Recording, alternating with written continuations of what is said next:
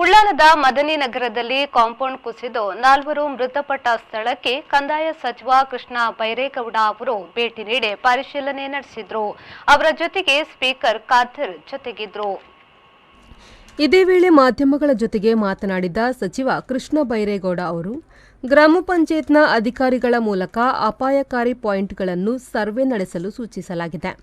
ತೀವ್ರತರದಲ್ಲಿ ಅಪಾಯವಿರುವ ಸ್ಥಳಗಳಲ್ಲಿ ತುರ್ತು ಪರಿಹಾರ ಕ್ರಮಕ್ಕೆ ಆದೇಶಿಸಲಾಗಿದೆ. ಜಿಲ್ಲಾಧಿಕಾರಿ ಹಾಗೂ ಕಂದಾಯ ಅಧಿಕಾರಿಗಳೊಂದಿಗೆ ನಡೆಸುವ ಸಭೆಯಲ್ಲಿ ಈ ಕುರಿತು ಆದೇಶಿಸುವುದಾಗಿ ತಿಳಿಸಿದ ಅವರು, ಕರಾವಳಿ ಭಾಗಗಳಲ್ಲಿ ಬೆಟ್ಟ ಕಡಿದು ಮನೆಗಳನ್ನು ನಿರ್ಮಿಸಿರುವುದರಿಂದ ಭೂಕುಸಿತಗಳು ತೀವ್ರತರದಲ್ಲಿ ನಡೆಯುತ್ತಲೇ ಬಂದಿದೆ ಎಂದ ಸಚಿವರು, ಮದನಿ ನಗರ ದುರಂತ ಕುರಿತು ಅಪಾರ ನೋವಿದೆ. ಮುಖ್ಯಮಂತ್ರಿ ಸಿದ್ದರಾಮಯ್ಯನವರು ತಕ್ಷಣ ಸ್ಥಳಕ್ಕೆ ತೆರಳಲು ಆದೇಶಿಸಿದ ಹಿನ್ನೆಲೆಯಲ್ಲಿ ಭೇಟಿ ನೀಡಿದ್ದೇನೆ. ಸ್ಥಳದಲ್ಲಿರುವ ಅಪಾಯಕಾರಿ ಪ್ರದೇಶಕ್ಕೆ ತಕ್ಷಣ ಪರಿಹಾರ ಕ್ರಮಕ್ಕೆ ಅಧಿಕಾರಿಗಳು ಹಾಗೂ ಇಂಜಿನಿಯರ್ ಅವರಲ್ಲಿ ತಿಳಿಸಲಾಗಿದೆ. ಮೃತರ ಕುಟುಂಬಕ್ಕೆ ಪರಿಹಾರ ಕ್ರಮದ ಕುರಿತು ಜಿಲ್ಲಾಡಳಿತದೊಂದಿಗೆ ಸ್ಪಂದಿಸಲಿದ್ದೇನೆ ಎಂದರು. ಜಿಯೋಗ್ರಾಫಿಕಲ್ ಸರ್ವೆ ಆಫ್ ಇಂಡಿಯಾ ಅಂತ ಕೇಂದ್ರ ಸರ್ಕಾರದ ಒಂದು ಸಂಸ್ಥೆ ಇದೆ. ಅವರ ಸಹಕಾರದೊಂದಿಗೆ ಎಲ್ಲೆಲ್ಲಿ ಭೂಕುಸಿತ ಆಗಬಹುದು ಅನ್ನುವಂಥ ಕೆಲವು ಪಾಯಿಂಟ್ಗಳನ್ನು ನಾವು ಈಗಾಗಲೇ ಗುರುತಿಸಿದ್ದೇವೆ.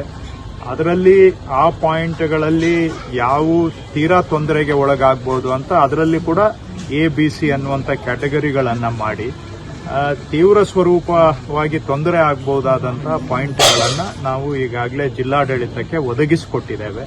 ಸೊ ಮಳೆಗಾಲದಲ್ಲಿ ಅಲ್ಲಿ ವಿಶೇಷವಾಗಿ ಗಮನ ಕೊಡಬೇಕು ಅಂತಕ್ಕಂಥದ್ದು ಒಂದು. ಎರಡನೇದು, ಇದಕ್ಕೆ ಸ್ವಲ್ಪ ಅನುದಾನವನ್ನು ಕೂಡ ನಾವು ಒದಗಿಸ್ಕೊಡ್ತಾ ಇದ್ದೇವೆ.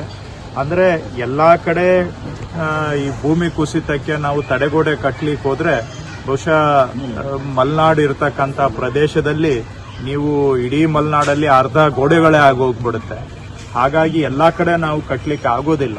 ತೀವ್ರವಾದಂಥ ಸಮಸ್ಯೆ ಇರೋ ಕಡೆ ಈ ತಡೆಗೋಡೆಗಳನ್ನು ಕಟ್ಟಲಿಕ್ಕೆ ಮಲೆನಾಡು ಭಾಗದಲ್ಲಿ ಒಂದು 80 ಕೋಟಿ ರೂಪಾಯಿನಷ್ಟು ಅನುದಾನವನ್ನು ಕೊಡಬೇಕು ಅನ್ನುವಂಥ ಒಂದು ಕಾರ್ಯಕ್ರಮವನ್ನು ನಮ್ಮ ಇಲಾಖೆಯಲ್ಲಿ ಹಾಕ್ಕೊಳ್ತಾ ಇದ್ದೇವೆ. ಈ ವರ್ಷ ಆ ಅನುದಾನವನ್ನು ಈ ಮಲೆನಾಡಿನ ಜಿಲ್ಲೆಗಳಿಗೆ ಒದಗಿಸಿಕೊಟ್ಟು ಅದರಲ್ಲಿ ತುಂಬಾ ಕ್ರಿಟಿಕಲ್ ಇರುವಂತಹ ಕಡೆ ನಾಳೆ ಭೂಕುಸಿತ ತಡೆಗಟ್ಟುವಂತ ಗೋಡೆ ಆಗಲಿ ಪರಿಹಾರ ಕ್ರಮಗಳನ್ನು ಕೈಗೊಳ್ಳೋದಕ್ಕೆ ಒಂದು 80 ಕೋಟಿ ರೂಪಾಯಿನಷ್ಟು ಅನುದಾನ ಕೊಡಬೇಕು ಅಂತ ನಾವು ತೀರ್ಮಾನ ಮಾಡಿದ್ದೇವೆ. ಅದು ರಸ್ತೆಯ ಬದಿಯಲ್ಲಿ ಭೂಕುಸಿತ ತಡೆಗಟ್ಟಲಿಕ್ಕೆ. ಆದರೆ ಈ ಮನೆಗಳು ಕಟ್ಕೊಂಡಿರೋದೇನು ಈ ಬೆಟ್ಟವನ್ನು ಕಡಿದು ಮನೆ ಕಟ್ಟಿದ್ದಾರೆ, ಇದು ಬೇರೆದೇ ಸಮಸ್ಯೆ ಆಗುತ್ತೆ. ಇದು ಜನ ಮನೆ ಕಟ್ಕೊಳ್ಳೋರು ಕೂಡ ನಾನು ವಿಷಯ ಹೇಳಿದ್ರೆ ಇದು ಜನ ಒಪ್ತಾರೋ ಬಿಡ್ತಾರೋ. ಆದರೆ ಮನೆ ಕಟ್ಕೊಳ್ಳೋವಾಗ ಫೌಂಡೇಶನ್ ಸರಿಯಾಗಿ ಹಾಕಿಲ್ಲ, ಪಕ್ಕದ ಗೋಡೆ ಸುಮಾರು 20 ಅಡಿ ಹೈಟ್ ಇದೆ, ಅದನ್ನ ತಡೆಗೋಡೆ ಸರಿಯಾಗಿ ನಿರ್ಮಾಣ ಮಾಡಿಕೊಂಡಿಲ್ಲ. ಇದು ಏನಾಗುತ್ತೆ, ಬಹುತೇಕ 1000 ಪ್ರಕರಣದಲ್ಲಿ 999 ಪ್ರಕರಣ ಏನೂ ಆಗೋದಿಲ್ಲ. ಹಾಗಾಗಿ ಜನನೂ ಕೂಡ ರಕ್ಷಣಾ ಕ್ರಮಗಳನ್ನು ಮನೆ ಕಟ್ಟುವಾಗ ಅದರ ಕಡೆ ಗಮನ ಕೊಡ್ತಾ ಇಲ್ಲ. ಸೊ ಎಲ್ಲೋ ಒಂದು ಪ್ರಕರಣ ಈ ತರದ್ದು ಆದಾಗ, ಸಾವು ನೋವು ಆದಾಗ ಇಡೀ ಸಮಾಜಕ್ಕೆ ಒಂದು ವಿಷಾದನೀಯ ಸಂಗತಿ ಇದು. ಹಾಗಾಗಿ ಇದನ್ನ ಸ್ವಲ್ಪ ಇವತ್ತು ನಾವು ಚರ್ಚೆ ಮಾಡಬೇಕು. ಮನೆ ಕಟ್ಟುವಾಗ ಇದನ್ನ ಮಜಬೂತಾಗಿ ಕಟ್ಟುವಂತ ರೀತಿಯಲ್ಲಿ ನಾವು ಇನ್ಸಿಸ್ಟ್ ಮಾಡಲಿಲ್ಲ ಅಂತ ಹೇಳಿದ್ರೆ ಇಂಥ ಘಟನೆಗಳು ಆಗಾಗ ಆಗ್ತವೆ. ಇದು ವೈಯಕ್ತಿಕ ಘಟನೆಗಳು. ಆದರೆ ತಾವು ಹೇಳಿದಾಗೆ ರಸ್ತೆ ಬದಿಯಲ್ಲಿ ಏನು ಭೂ ಕುಸಿತ ಆಗುವಂತಹದ್ದು ತಡೆಗಟ್ಟಲಿಕ್ಕೆ ಈ ವರ್ಷ ನಾವು ಎಲ್ಲ ಜಿಲ್ಲೆಗಳಿಗೆ ಸ್ವಲ್ಪ ಅನುದಾನವನ್ನು ಕೂಡ ಒದಗಿಸಿಕೊಡ್ತೇವೆ. ಏನು ಸಹ ಕರಾವಳಿ ಭಾಗದಲ್ಲಿ ಸುಮಾರು ಏನು ಕರ್ನಾಟಕದ್ದು 326 ಕಿಲೋಮೀಟರ್ನಷ್ಟು ದೀರ್ಘವಾದಂತಹ ಕಡಲು ತೀರ ಇದೆ. ಇಲ್ಲಿ ಸುಮಾರು ಕಡೆ ಕಡಲು ಕೊರತೆಯಿಂದನೂ ಜನಗಳಿಗೆ ತೊಂದರೆ ಆಗ್ತಾ ಇದೆ. ಈಗ ಕೆಲವು ಯೋಜನೆಗಳಲ್ಲಿ ಈಗಾಗಲೇ ಕೆಲವು ಭಾಗದಲ್ಲಿ ಕಡಲು ಕೊರೆತಕ್ಕೆ ಪರಿಹಾರ ಕ್ರಮಗಳನ್ನು ಕೈಗೊಂಡಿರ್ತಕ್ಕಂಥ ಹಿಂದೆ ಮಾಡಿರ್ತಕ್ಕಂಥ ಕೆಲವು ಕೆಲಸಗಳು ಪ್ರಯೋಜನ ಆಗಿದೆ.